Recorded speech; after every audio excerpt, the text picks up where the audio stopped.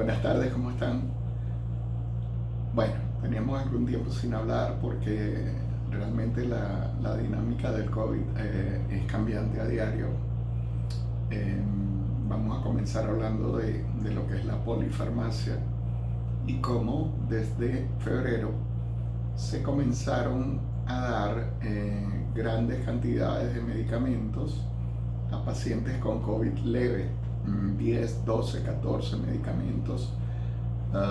Se cometieron errores como dar de manera masiva antiparasitarios como hidroxicloroquina. Después se demostró que era un error y que podía condicionar muertes incluso por razones cardíacas. Posteriormente hubo el boom de la dexametasona, un esteroide que tiene una media vida larga y que se demostró que en casos de COVID leve podía ser contraproducente porque podía inmunosuprimir a la persona y hacerla pasar a un COVID grave. De hecho, hoy en día está indicada la dexametasona, es para casos graves. Lo mismo pasó con heparina, con antiagregantes plaquetarios, con ivermectina, con antirretrovirales, y creo que en medio de la desesperación por mejorar a los pacientes y por conseguir algún tipo de mejoría o cura, no fue muy sensato la forma en que se utilizó la polifarmacia. Al contrario, fue algo dramáticamente negativo, porque muchos casos que eran leves y probablemente solamente con líquidos de un antigripal pudieron haber mejorado, le dimos una cantidad de medicamentos que pudieron haber causado efectos colaterales e incluso la muerte de las personas. Y mi experiencia con mis pacientes es que no hay una receta mágica para manejar un paciente con COVID. Cada día aparecen nuevos síntomas, nuevos efectos colaterales, nuevas interacciones medicamentosas, nuevas drogas, de manera que cada paciente hay que manejarlo de manera particular y muy cuidadosamente, revisando todo lo que tiene que ver con la clínica del paciente, la oximetría del paciente, los exámenes complementarios, la placa del paciente, en caso de que lo necesite, su tomografía de ser necesaria, y estar en contacto directo, sobre todo cuando tenemos pacientes que no están hospitalizados y podemos, en un ambiente cerrado y controlado, de alguna manera saber más claramente cómo están evolucionando. Igualmente hay que ir adaptando la conducta del tratamiento que estamos indicando. Pasa mucho con los antibióticos, pasa mucho con los medicamentos antigripales, o con la parte respiratoria, o con los medicamentos para la tos.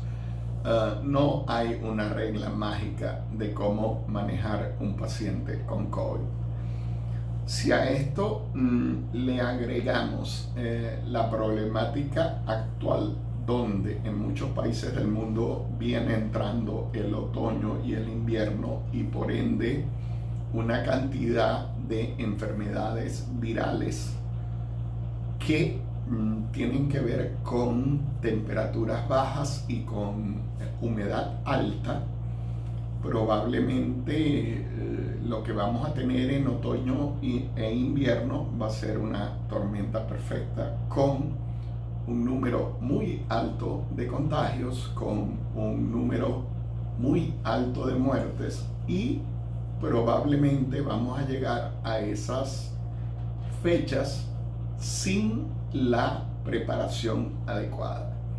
en videos anteriores hablamos de lo que iba a ser el probable fin de la pandemia médico o científico versus el fin de la pandemia sociológico. Hubo un video en mayo, que lo pueden buscar, donde hablábamos de eso precisamente. Lamentablemente, no ha habido un fin de la pandemia médico, al contrario, cada día hay más casos en más países del mundo y más brotes, con incrementos y récords diarios por ciudades y por países. Y por otro lado, había la opción de conseguir algún antirretroviral que fuera altamente efectivo. Eso tampoco ocurrió. Por otro lado, hablábamos de que finalmente se produjera la vacuna. Han habido demasiados problemas con la vacuna. En Estados Unidos se prohibió seguir vacunando. La gente de Astra en Estados Unidos solamente, en el Reino Unido y en Brasil y en algunos países de América Latina sí se sigue vacunando. Han aparecido algunos efectos colaterales como la mielitis transversa, de manera de que es la fase 3 la que nos va a aclarar hasta qué punto la vacuna va a ser efectiva, qué porcentaje, qué potencia, qué efectividad y qué eficacia va a tener. Y estamos hablando de que para poder hablar de que sea la vacuna lo que nos puede ayudar a aplanar la curva o a terminar con la pandemia, debemos estar hablando de una vacuna que tenga al menos un 85 o 90% de efectividad. Probablemente una vacuna tan buena de entrada es algo que no va a ocurrir. Así que todos los escenarios lamentablemente son muy negativos, hay mucho más que hablar.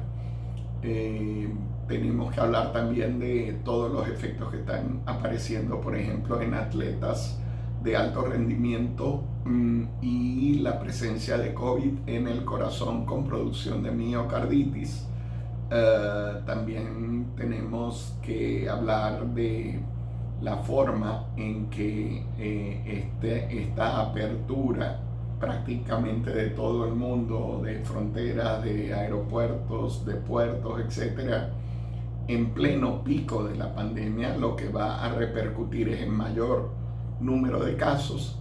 Así que les sigo recomendando lo mismo. Por ahora, Face Shield, N95, lavado de manos, salgan de su casa solamente a lo necesario y por favor cuídense mucho, porque aún a pesar de haber llegado ya septiembre, estamos como en marzo, muy poco descubierto, muchas preguntas por responder y los números que siguen siendo extremadamente negativos, sin mencionar que hay países del mundo donde ni siquiera hay la posibilidad de realizar la prueba. Así que si estamos hablando de los números actuales, ya con casi 1 millón de muertes en países donde se hace la prueba, muy probablemente todo eso está subvalorado.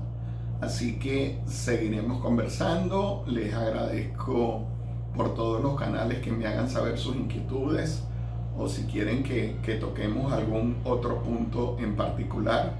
De verdad que no quisiera hablar tanto de COVID, pero hay demasiado por hablar y la problemática, si se quiere, está igual o peor que en el mes de marzo.